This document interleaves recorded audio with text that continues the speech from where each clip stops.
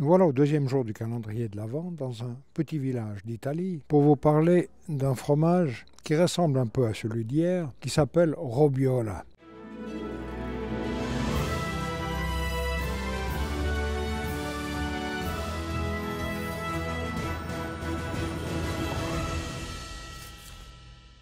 Mais en Italie, dès qu'on parle de Robiola ou dès qu'on prononce ce nom-là, on ne sait plus où on en est parce que c'est un fromage qui peut être fabriqué de toutes sortes de façons. Il peut être fabriqué avec du lait de vache, avec du lait de chèvre, avec du lait de brebis, ou bien avec le mélange des trois, ou mélange des deux. Alors celui-ci, il a été fabriqué avec le mélange vache et chèvre. Ce fromage a été élaboré à l'identique de celui d'hier, avec ce mélange de lait. C'est là que vous pouvez vraiment faire la différence, puisque vous avez encore le goût de ce que vous avez dégusté hier, et vous allez pouvoir faire vraiment le comparatif avec des laits différents, mais pratiquement la même méthode de fabrication, si ce n'est que les champignons sont un peu différents à la base. Ce fromage est fabriqué avec deux sortes de pénicillium, le Geotrichum et le Camemberti. C'est un mélange des deux. C'est le mélange de deux laits, le vache et le chèvre. Là, on a avec ce fromage exactement le même procédé de fabrication qu'on a eu hier avec le Camembert di Bufala. Simplement, là, les laits sont différents.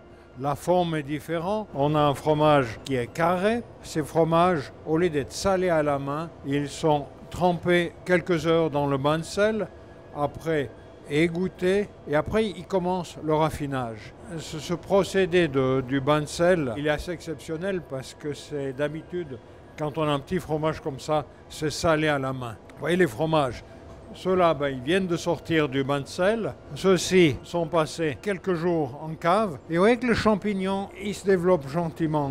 Vous allez déguster du Robiola, mais ne pensez pas que parce que vous avez dégusté ce fromage, maintenant, vous connaissez le Robiola. Parce que demain, on vous présentera peut-être un autre fromage qui s'appelle Robiola à travers l'Italie et qui sera un fromage complètement différent. Ce n'est pas le souci, mais c'est ce qu'on a constaté dans notre voyage en Italie, c'est que les fromageries italiennes tiennent vraiment à garder secret leur méthode de fabrication pour éviter d'être copiées. C'est tellement varié, les différentes recettes de fabrication du fromage.